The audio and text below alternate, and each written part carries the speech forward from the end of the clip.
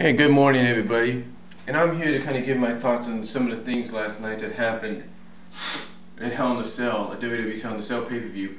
Now, I will admit to you, just as I always have, I didn't see the pay-per-view, nor have I downloaded it just yet, but I will.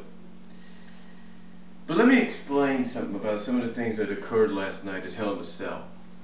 Now, two of the major stories that came out of it, if you will, is John Cena joining Nexus and Paul Bearer turning on The Undertaker. Now, a lot of people probably... Now, let's talk about John Cena and Nexus, which is probably one of the more talked about situations here. The reason John Cena joined Nexus was, well, if you look at it in a way,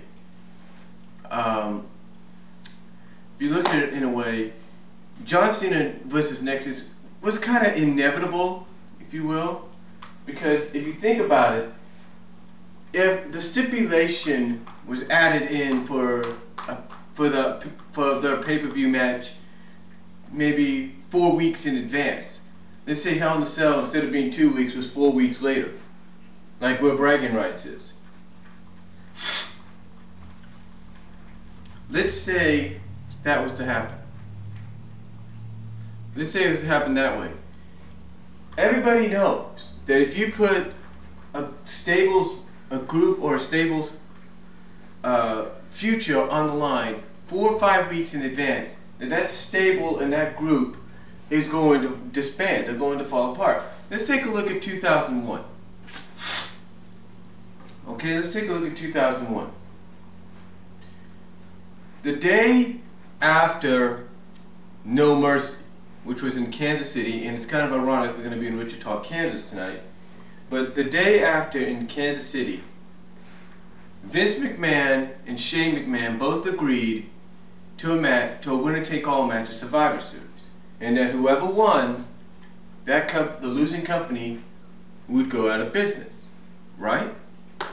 And that was given weeks and weeks to build. It wasn't given 2 weeks and all of a sudden we have the match. No, it was given weeks. And I'm telling you this right now, that's exactly what would have happened if they would have been given weeks in advance.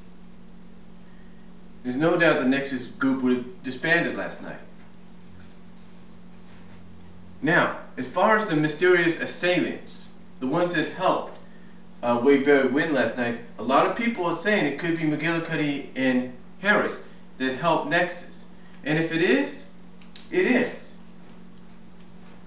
But this is what I see happening though. Tonight, Cena will have tonight of course they're going to have the big announcement that Cena's going to officially join Nexus. Not so fast, my friends. Not so fast. There's a few things that could happen. Now, Cena could join Nexus and do, as many people put it, what CM Punk has done with the New Breed about 4 or 3 years ago, and that kind of disband them from within, or kind of destroy them from within, take them out from within. He could do that. Two,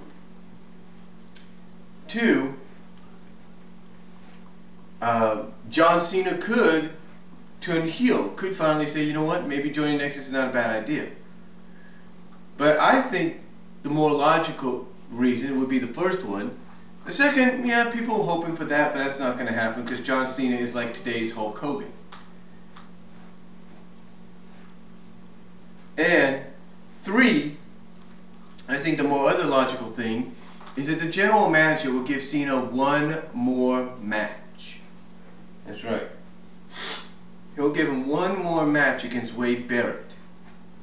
I just feel that's going to happen, and this will have legs. At least he'll have something to build upon, because the pay-per-view is not until the 23rd, or yeah, actually it's not until about what, the 24th of this month.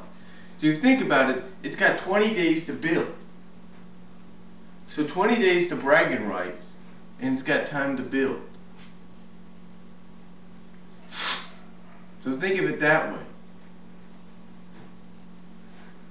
at least or have legs, and at least this time there could be a chance that if Nexus gets into the bragging rights match, and this is what I see happening. Wade Barrett would take on, if they do it in this manner, Wade Barrett could face John Cena one more time. The anonymous GM could override the stipulation because of the interference. Second of all, John Cena could say, no, I'm going to be a man of my word, I'll join this group, but I'm going to see how good they are by putting them into the bragging rights match.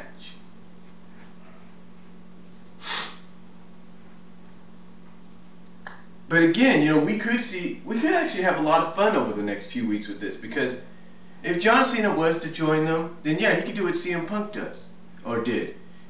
And we've seen it in many storylines. He could disable them from within. He could disable them from within by trying to make them reveal their true feelings about each other, how they truly feel about Wade Barrett and all that. We could have that happen.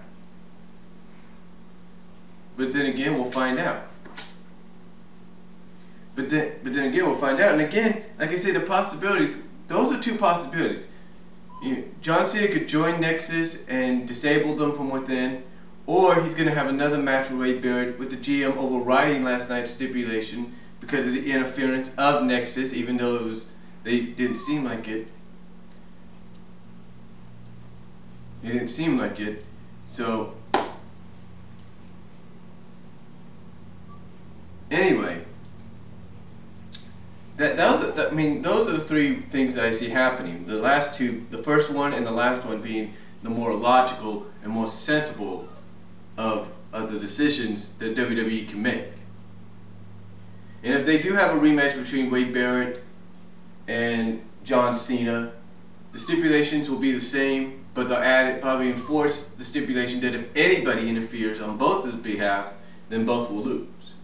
And maybe they'll put them in a steel cage, I don't know. And as far as the Paul Bearer turning on The Undertaker, I think we all saw that coming.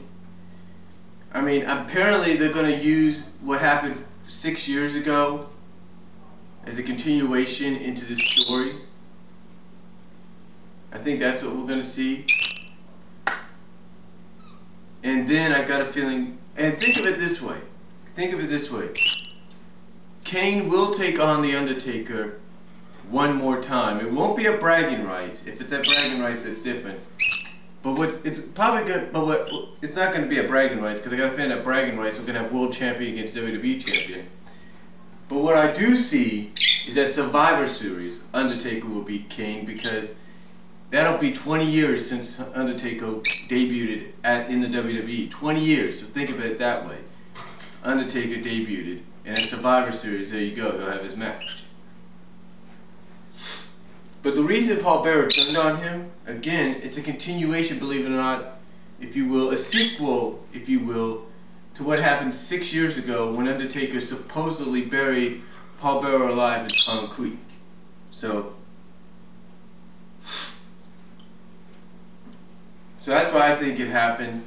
And again, Survivor Series is when I think it's all going to end, because that, believe it or not, will be the paper. Because that, believe it or not, will be 20 years since The Undertaker made his debut. So, anyway, those are just my thoughts on some of the things last night between Taker and Cena, and what some of the things that happened.